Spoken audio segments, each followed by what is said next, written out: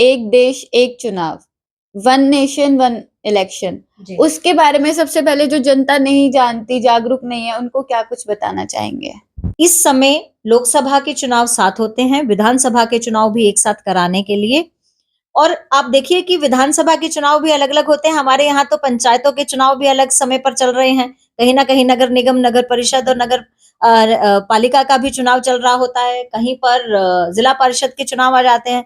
तो चौबीसों घंटे जो है वो कहीं न कहीं देश में चुनाव चल रहा होता है। तो ये प्रक्रिया ज़रूर हमें अभी अपनानी है कि लोकसभा और विधानसभा के चुनाव एक साथ हों पूरे देश भर में, ताकि राज्य की सरकारें और केंद्र की सरकार एक समय पर नियुक्त हो, ताकि केंद्र की जो नीतियां हैं वो भी राज्यों की सरकारों के साथ मिलकर उनको कंप्लीट 5 इयर्स मिले इम्प्लीमेंट करने के लिए। और कहीं न कहीं विपक्ष का ये आरोप है कि ये बिल इसलिए पास किया जा रहा है बीजेपी के द्वारा, इसीलिए पेश किया गया है ताकि जो और पार्टीज़ है, छोटी पार्टीज़ है, उन्हें कमज़ोर किया जाए। उस पर क्या कुछ कहना चाहेंगी?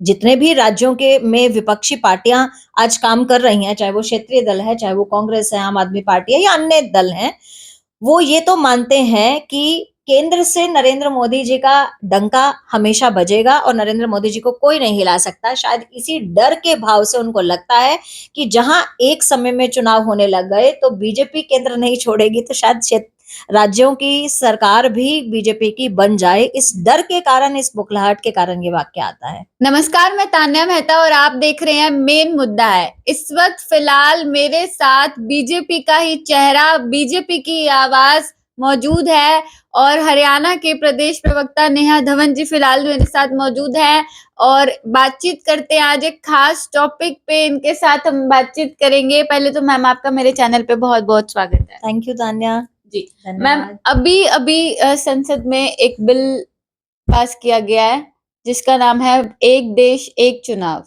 One nation one election. जी। उसके बारे में सबसे पहले जो जनता नहीं जानती, जागरूक नहीं है, उनको क्या कुछ बताना चाहेंगे? देखिए तान्या, एक देश एक कानून, एक देश एक चुनाव जो है ये नया बिल हम पास कर चुके हैं लोकसभा में। और लोकसभा से अब ये अपर हाउस में जाएगा राज्यसभा में। लोकसभा में 259 वोट से ये बिल पास हो चुका है।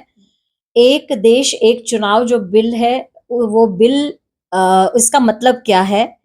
इसका मतलब है देश में एक समय में ही चुनाव कराए जाएंगे।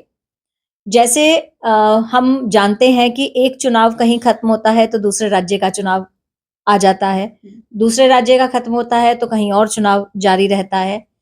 लोकसभा के चुनाव एक साथ होते हैं, लेकिन कहीं ना कहीं विधानसभा के चुनाव देश में कभी ना कभी रहते हैं, जिसके कारण आप जानते हैं कि इलेक्शन के दिनों में आचार संहिता भी लगती है, और आचार संहिता जब लगती है तो उस दौरान पर सरकारी कामकाज जो है वो बाधित हो जाते हैं, वो रुक जाते हैं। सरकारी कामकाज में कोई नई फाइल प्रोसेस नहीं होती, बिल क्लियर नहीं होते, ऐसे बहुत सारे काम होते हैं जिन पर न्यू एक्शन लेना होता है, नया काम करना होता है, वो नहीं होते, वो रुक जाते हैं। और इस कारण से एक राज्य से दूसरी राज्य की जो परियोजना होती है, मान लीजिए आज हरियाणा में चुनाव है, हरियाणा में चुनाव खत्म हुआ तो मान लीजिए राजस्थान में शुरू हो गया, तो मान लीजिए कोई ऐसी परियोजना है जो हरियाणा से और राजस्थान के बीच में होनी है, तो दोनों जगह अगर बारी बारी से आचार संहिता लगती है तो वो काम ठप हो जाएगा, वो काम रुक जाएगा, लंबा खिंच जाएगा। इसलिए हम जो है एक देश है हमारा और एक ही समय में चुनाव कराने की मांग को लेकर आए।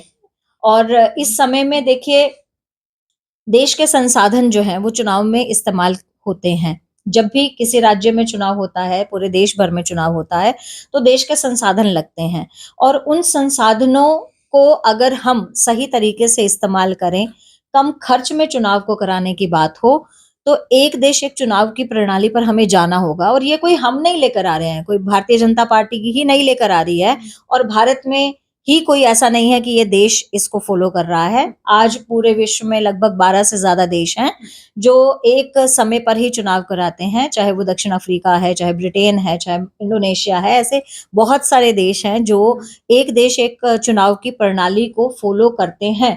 अगर हमें देश के पैसे को बचाना है, क्योंकि हम टैक्स पेयर हैं और हम टैक्स पे करते हैं, तो हम वो राजस्व में जाता है, और राजस्व को अगर हमें बचाना है आज, क्योंकि हमारी इतनी बड़ी जनसंख्या है, इतनी बड़ी पॉपुलेशन के साथ में इतने सारे कामकाज सरकार को कराने पड़ते हैं, तो राजस्व को बचाना है तो भी हमें एक देश एक चुनाव की तरफ जाना होगा।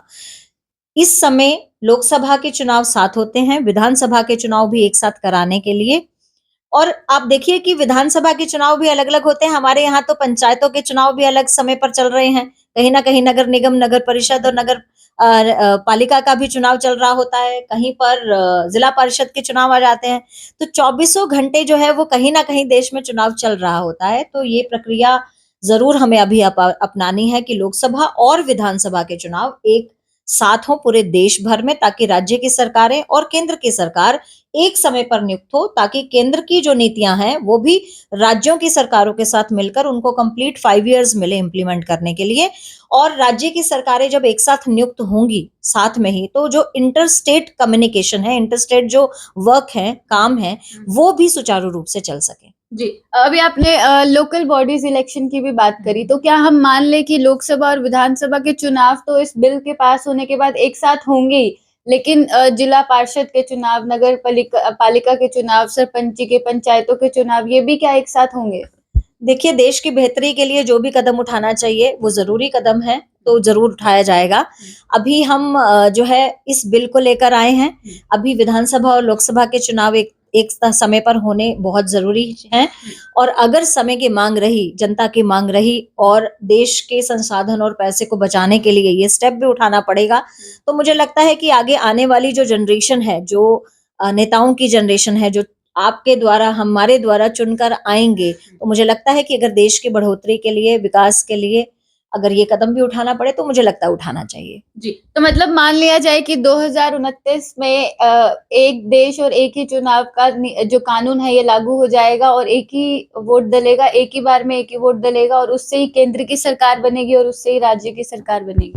नहीं, इसमें मुझे लगता है कि अभी थोड़ा-सा समय लगेगा। 29 के जो चुनाव रहेंगे वो नहीं होंगे एक देश एक चुनाव के हिसाब से।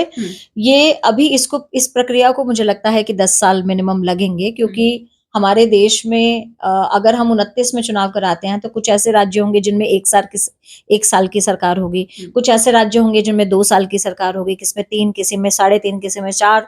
तो वो थोड़ा इवन करने के लिए मुझे लगता है कि अभी इसको थोड़ा समय लगेगा। या तो लोकसभा के चुनाव थोड़े जल्दी कराने पड़ेंगे, वो भी 29 के बाद, और या फिर विधानसभा के चुनाव थोड़े से कुछ राज्यों में डिले होंगे, कहीं 7, 7.5 साल में होंगे और कहीं 5 साल से पहले होंगे। तो ये एक टाइम पीरियड निकाला जाएगा, जैसे मीन निकालते हैं, आपको पता है मैथमेटिक्स में मीन निकालते हैं, उसी तरह से एक फॉर्मूला मुझे लगता है लगेगा। और 29 में अभी थोड़ा समय लगेगा, 29 से ज्यादा का समय लगेगा। जी, कहीं ना कहीं विपक्ष का ये आरोप है कि ये बिल इसलिए पास किया जा रहा है बीजेपी के द्वारा, इसीलिए पेश किया गया है ताकि जो और पार्टीज है, छोटी पार्टीज है, उन्हें कमजोर किया जाए। उस पर क्या कुछ कहना चाहेंगी?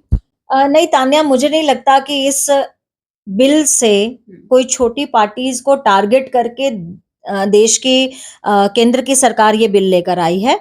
देश की केंद्र की सरकार के पास में केवल यही एक टारगेट नहीं है कि वो स्टेट की जो क्षेत्रीय पार्टियां हैं उनको कमजोर करे, बिल्कुल ऐसा एजेंडा नहीं है।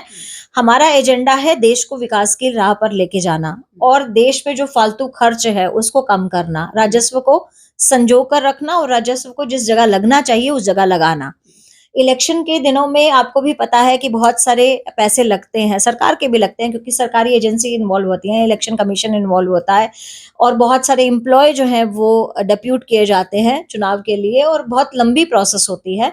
तो उस चीज से एक निजात पाने के लिए ये बिल लाया गया है। क्षेत्रीय पार्टियों को कमजोर बिल्कुल भी नहीं हमारा मकसद है, ना ही इससे कमजोर होंगी, क्योंकि पार्टीज जो है वो मजबूत होती है लोगों के काम करके, लोगों का चेहरा बनकर, लोगों के बीच में जाकर।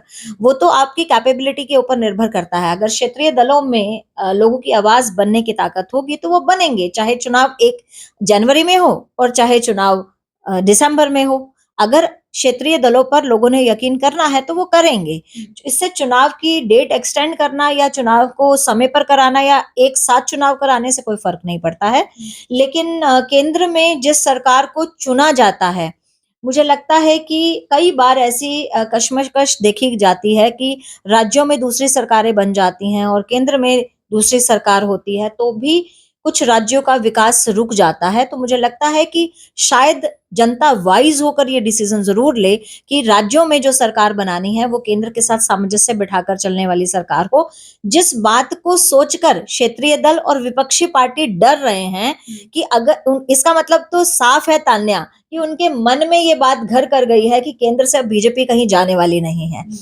जितने भी राज्यों के में विपक्षी पार्टियां आज काम कर रही हैं, चाहे वो क्षेत्रीय दल है, चाहे वो कांग्रेस है, आम आदमी पार्टी है या अन्य दल हैं, वो ये तो मानते हैं कि केंद्र से नरेंद्र मोदी जी का डंका हमेशा बजेगा और नरेंद्र मोदी जी को कोई नहीं हिला सकता। शायद इसी डर के भाव से उनको लगता है कि जहां एक समय में चुनाव होने लग गए तो बीजेपी केंद्र नहीं छोड़ेगी, तो शायद राज्यों की सरकार भी बीजेपी की बन जाए। इस डर के कारण, इस बुखलाहट के कारण ये वाक्य आता है।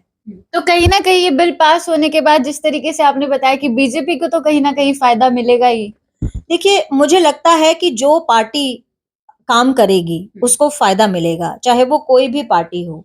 चलिए, आपकी क्या राय है? कुछ मुद्दों पर इनसे खास बातचीत करी है, आप अपनी राय नीचे कमेंट सेक्शन में जरूर बताइएगा। और आगे भी अगर किसी टॉपिक पर आप डिस्कशन चाहते हैं, कुछ आपके सवाल हैं, वो भी कमेंट सेक्शन में आप जरूर बता सकते हैं। वीडियो को ज्यादा से ज्यादा शेयर करिए, जुड़े रहिए मेन मुद्दा है के साथ। धन्यवाद।